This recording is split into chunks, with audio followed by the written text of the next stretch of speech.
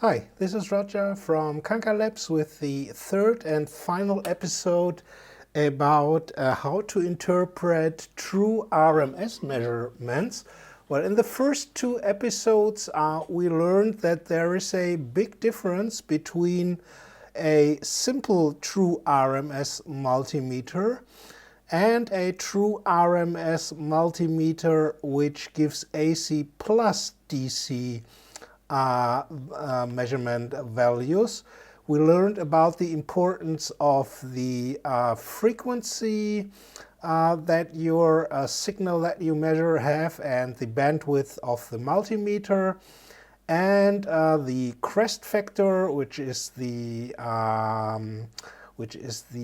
difference or the ratio between the peak level of a signal and the average level. And that basically such a cheap true RMS multimeter, which neither has AC plus DC capability. Perhaps here you can read on the X-Tech 570A that here it is also already written as AC plus DC.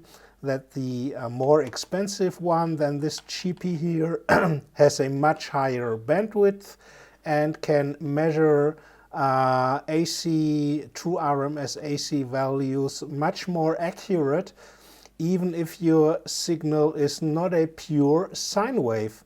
So, but that is not all. There is still one point left, and that is can you measure true RMS power into a load with a even with a good true RMS AC plus DC multimeter with high bandwidth and good accuracy? Is it possible to measure the power that a load is consuming with such a true RMS multimeter?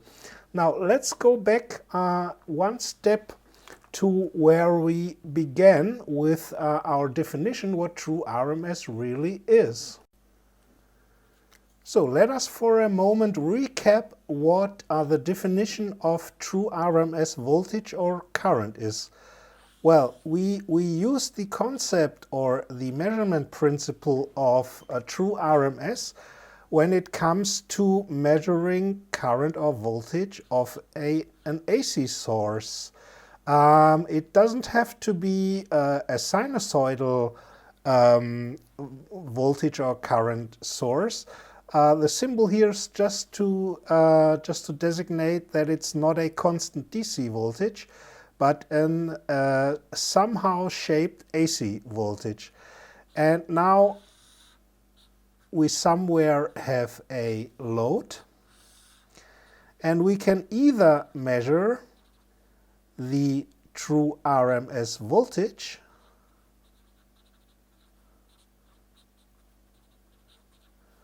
or, of course, when we put our multimeter into current measurement mode, we can measure the true RMS current. And now if we know how big our load resistor is, then it's a very simple math to calculate the power, you might think, because the definition of power is simply it's the product of voltage and current, and with the help of Ohm's law we can just replace, when we measure the true RMS voltage, we can replace the current by voltage divided by the load resistor, or if we measure the current, we can replace the voltage by the load resistance times the load current. And therefore we get what I call Ohm's law of power. I don't know if this is the usual expression, but anyway, I call it Ohm's law of power, When we substitute either the current I or the voltage U, please excuse if I use not the letter V for voltage. In Germany it's usually a U. So we can write power as either U squared divided by R if we measure the voltage, or we can calculate it as I squared, the current squared, times our load resistor or resistance. So now you might think, well, then it's sufficient to measure either the true RMS voltage over the load resistance, and to know, of course, the amount of the load resistor, or we measure simply the current with our true RMS multimeter, and we then can either by this formula or this formula calculate the power. But the question is this really the true RMS power? Well, from the definition it should be, because the definition says true RMS voltage or current is that value that gives the same amount of power into a purely ohmic resistor as a DC voltage. And so everything should be fine, and we just have to measure one of the two values, current or voltage, and simply calculate. Or even if we measure both separately, we take two multimeters. One measures the true RMS voltage over the load, the other one measures the true RMS current, and we use the basic formula for power. Anyway, we should be able to calculate the true RMS power. Well, the answer to that is it really possible? Well, yes and no, because the problem is our load resistor. Is it really purely ohmic? So there are basically two applications where we are interested in the true amount of power that a device consumes, and one is, of course, audio measurement from power amplifiers in connection with a true loudspeaker. And here I've copied from Wikipedia how a loudspeaker with two different, a low frequency and a high frequency speaker, how it looks inside. And you see not only there are a lot of passive components to capacitors, to inductances, plus the unknown properties of the speakers themselves. You can imagine this is surely not purely resistive in load, and the question is, well, what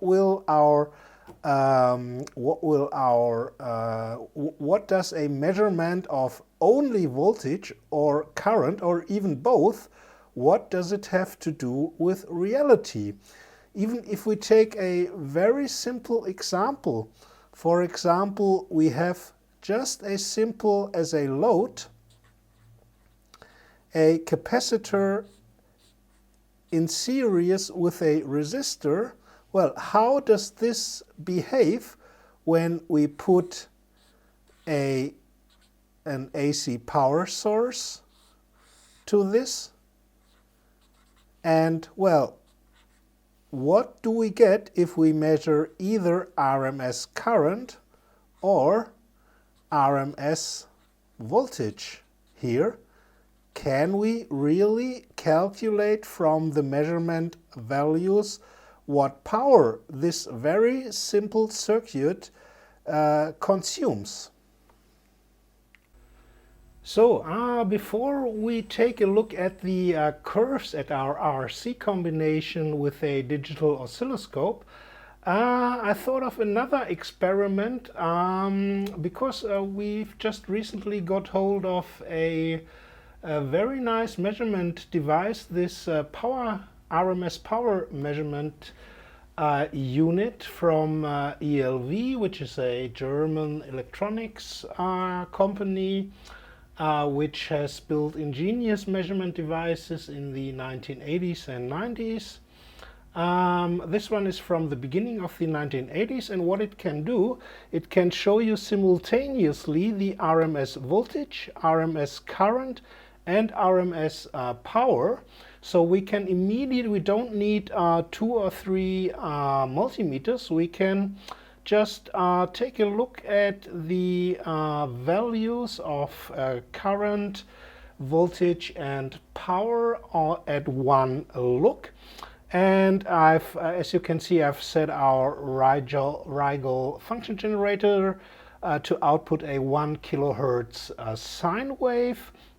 And the output of the function generator first goes into the power measurement unit, and the output is connected to our RLC box, which at the moment is just set to a pure resistive load of 100 ohms. I don't think you can read the values because it's too small, but believe me, it's 100 ohms.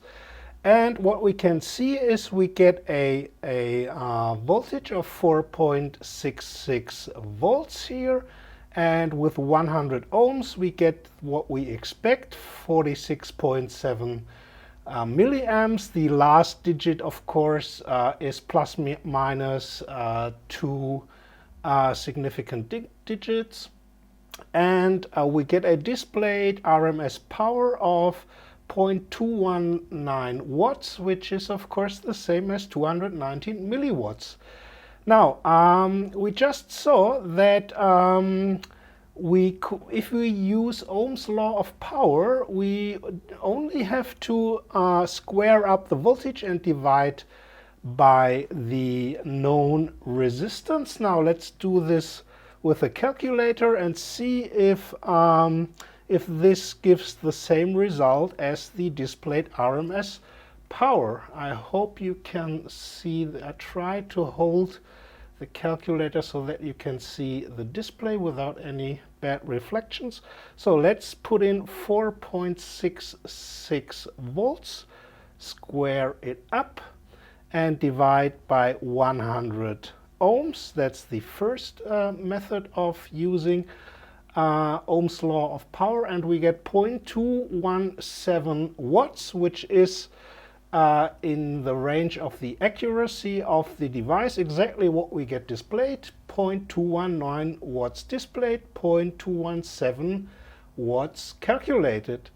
And let's now use the other form of Ohm's law of power. If we square up the current and multiply it with the resistance, so let's take 46.7 milliamps, square it up, multiply by 100 ohms, and we again get 0.218 watts in the range of the accuracy of the resistor and of the displayed values. It's exactly what we get here displayed as RMS power. So what do we learn from that? If you use a pure resistor as a load, we in fact can use a good true RMS multimeter just to measure either voltage or RMS current. And if we know the load resistance, then we can simply calculate the RMS power. But now let's change the setup to what we just had a few minutes ago, a combination of a resistor and a capacitor. And I've set the capacitance to, let me look it up, to 680 nano farad. And I just have to look up the right connection. That should be it. And now we have exactly this series combination of a resistor and a capacitor, 100 ohms in series with 680 nano. farad. And now let's do the first calculation. Does the product of voltage and current give us, does it give us the displayed RMS power? So let's again take the calculator at the right angle. We get 6.44 volts multiplied with 25.9 milliamps. Remember that the basic definition of power is voltage times current. Well, now our calculator says the product of voltage and current is 0.1668, if we round it up, 0.167 watts. But what do we get displayed? Something completely different. So we don't get 167 milliwatts, but the measured RMS power is only 70 milliwatts. So now we already can see that if we have anything else but a pure resistor, we obviously can no longer determine the RMS power into this combination, which we can see as a kind of black box. If we only measure, even if we measure both voltage and current, nothing of the values comes near to the true RMS value. We can try something else. We can, well, the first question is, well, what is the total resistance, or we must say impedance, of this combination? So again, let's do a little math. We have a resistor of, sorry that at the moment you can't see what I'm writing here. We have 100 ohms resistance and 680 nanofarad of capacitance. Now we know that a capacitor can also be looked upon as a frequency dependent resistor, and the formula for the impedance of a capacitor is 1 on 2 pi times the frequency times the capacitance, which is, in our case, we have to use 1 kilohertz for the frequency and 680 nanofarad for the capacitance. So let's put that into our calculator.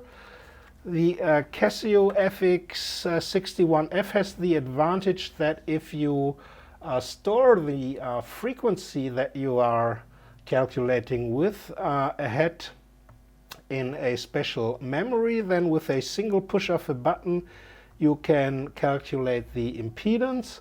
So we don't have to put in the whole formula. We just take our 680 nanofarad, put it into the, or use the capacitor key, and we immediately get a result of minus 234 ohms as impedance.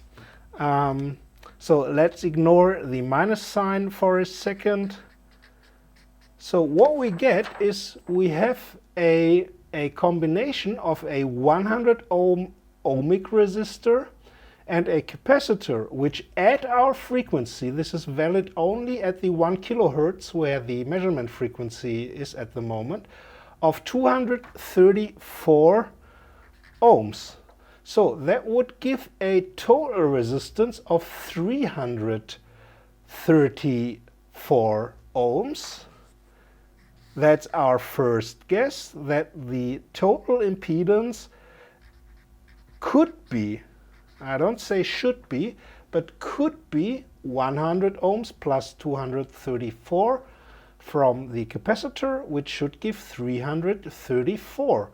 Now we just can check if there's some truth in this simple thought.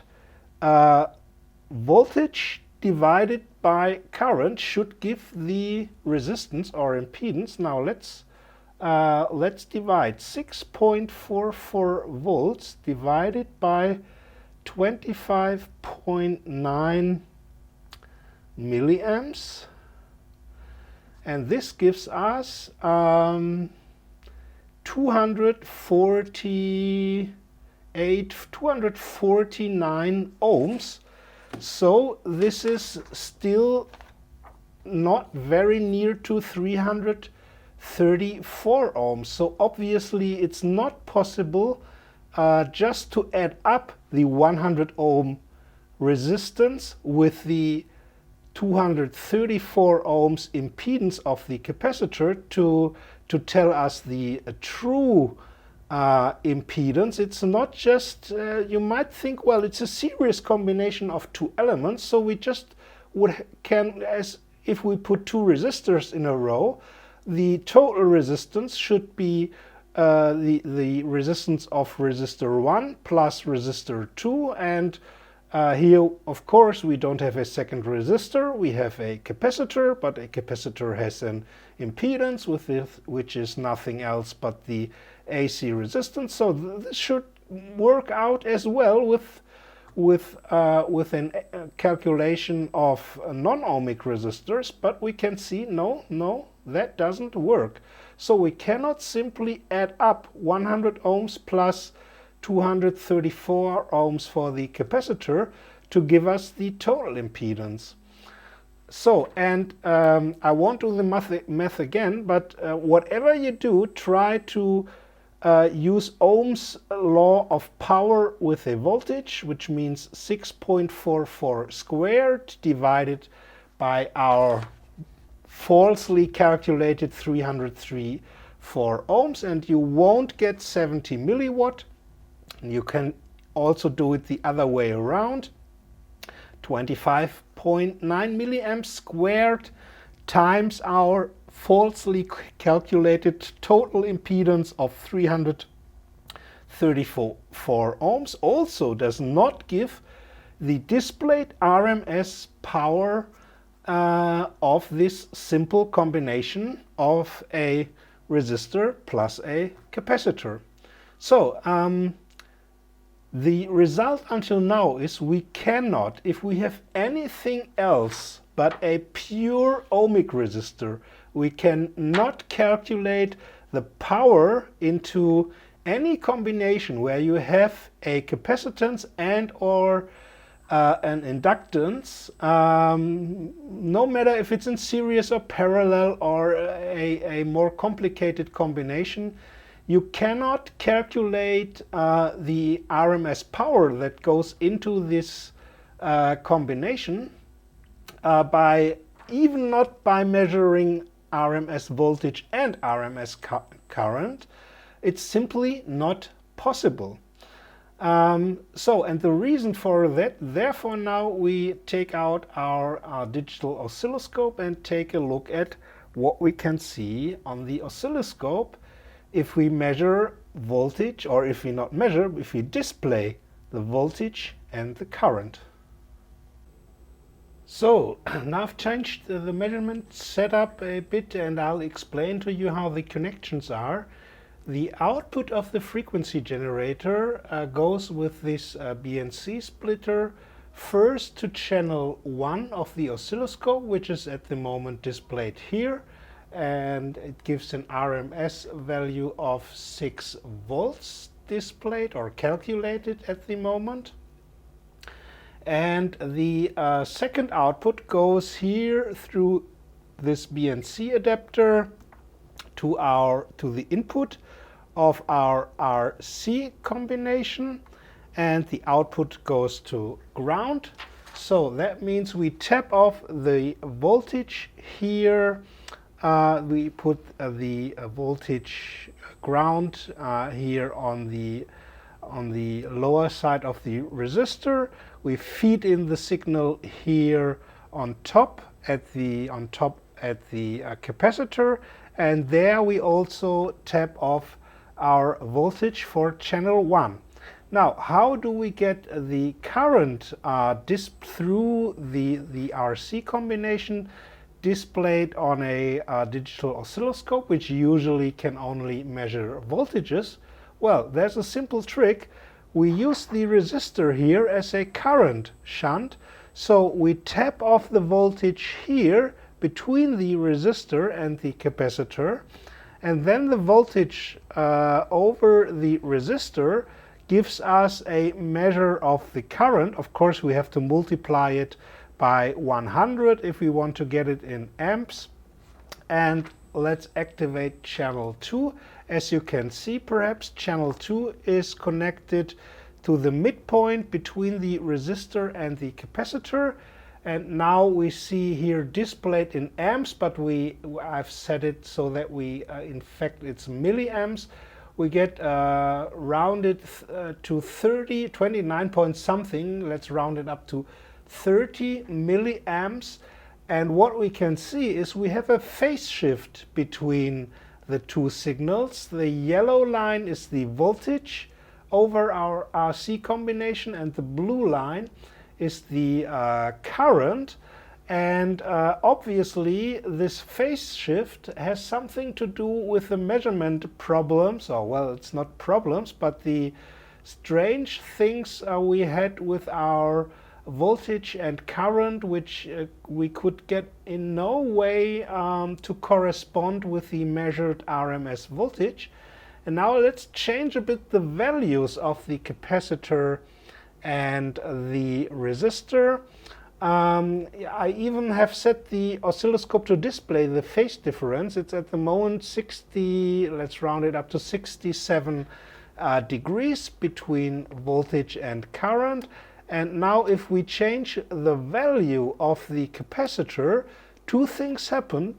The current obviously changes in height, which means the amount of the current goes down if we put a smaller capacitor in our series. And what you at the first moment cannot see, but the phase difference becomes bigger. I'll tell you the value. At the moment we have 77 degrees, now we have 83 degrees, now we have 88 degrees, and so on.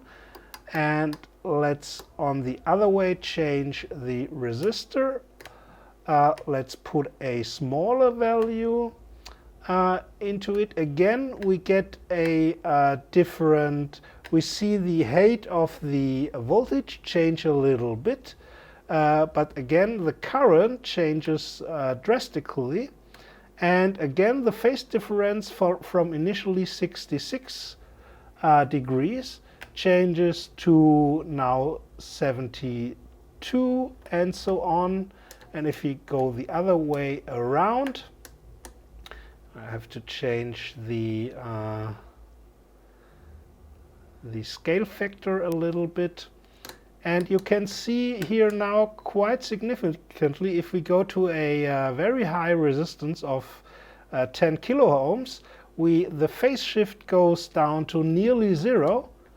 And now we get a changing phase, and the value of as well, you can see the current goes down and the voltage goes up.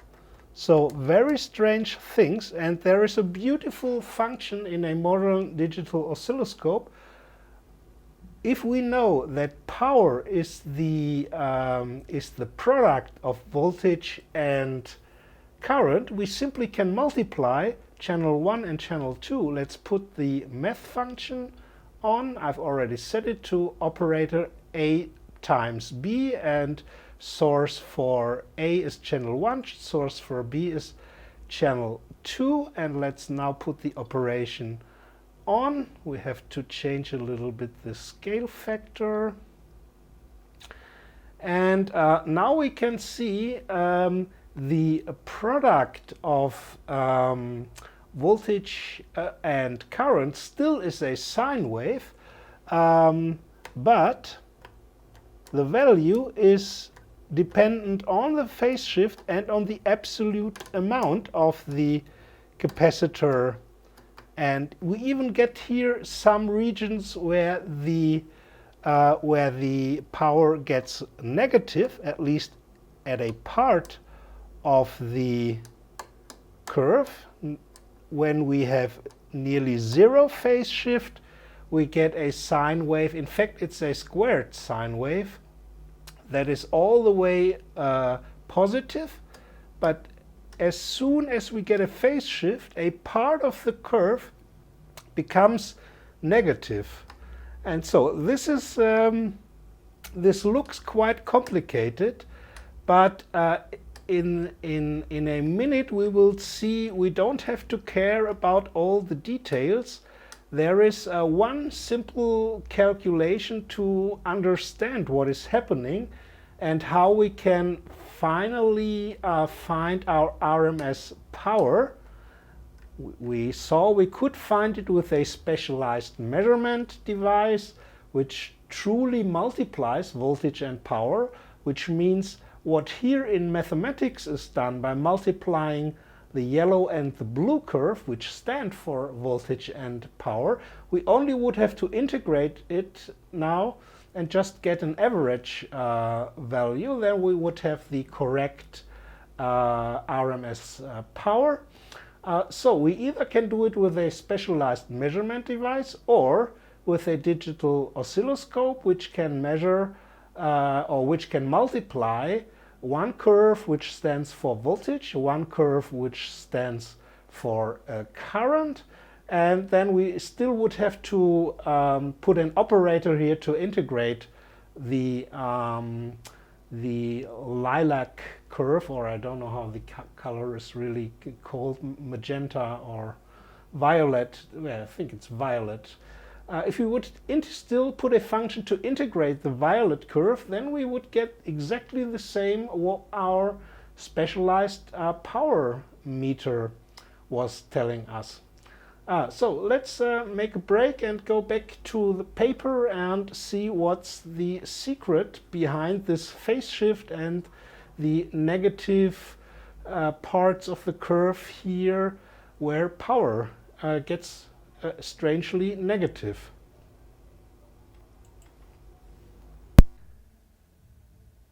So let's just for a second recap what we had. We had the 100 ohms purely ohmic resistor in series with our capacitor, 680 nanofarad, which gives us an impedance of 234 ohms at 1 kilohertz, because remember the impedance of capacitors and inductors is frequency dependent. And we already know that we cannot simply add up 100 ohms and 234 ohms, which would give the false value of 334 ohms. So there it must be a little bit more complicated, and it must have to do with the phase shift between the capacitor and the resistor. So you might have perhaps once seen a diagram which looked like this. You had an x-axis which is called the real axis, and ohmic resistors are simply vectors straight along the x-axis. Here it's easy to remember, resistor R is on the real axis. Here we had our 100 ohms. And now any either capacitor, which would be even on the negative y-axis, perhaps you remember that our calculator gave us a negative value. Inductances would be purely on the positive x-axis, but for this time it will be sufficient just to draw the capacitor also as positive. Now we don't give it the letter Z for impedance, but XZ, and that is, I think it's called the admittance of the capacitor. Anyway, we had 234 ohms of capacitive impedance, let's call it this way. And so we would have to draw a vector which is 2.34 times longer than this one. I hope this has This is not 100% to scale. And now we have two vectors 90 degrees apart. And you might remember from school, when it comes to adding up vectors, we cannot simply add 100 plus 234. We have to do it the right way. And the right way is to draw and calculate the diagonal value with the help of the theorem of Pythagoras. And let's call this one the impedance Z. And that is the square root of the x vector squared, 100 ohms in our case, squared, and the vector on the y-axis, that is in our case 234 ohms squared.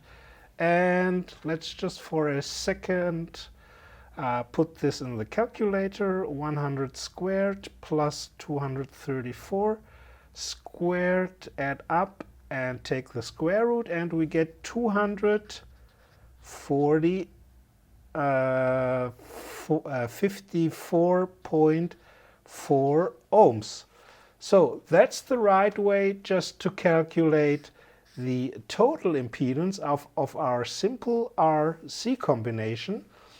And then we still have this angle here, which is called the phase angle, designated with the Greek letter phi. And this is simply, you can look at it as also the angle between current and voltage. Remember, we had on our oscilloscope, we had one sine wave, which was the voltage, and a phase-shifted second sine wave with a different amplitude, which was proportional to our current I. And the phase angle between current and voltage is just the same angle as this one. And so this will be enough for an introduction, because now it becomes too specialized.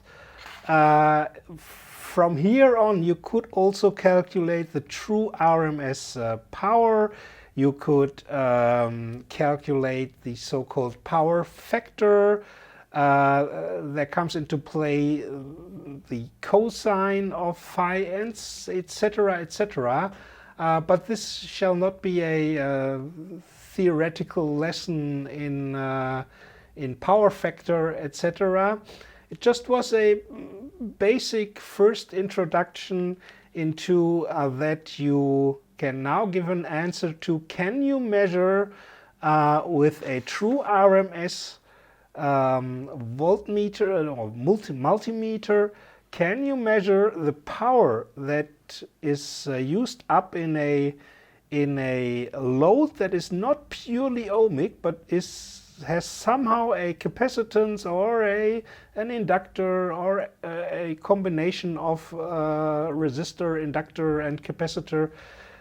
Can you calculate how much true RMS power is used up in anything else but a pure resistor? And the answer is no. You can measure the voltage, you can measure the current true RMS with a good multimeter, but you cannot calculate from the measured values the true RMS power. You would have to know the exact values and how they are of the capacitance, and perhaps there are still inductances involved, etc.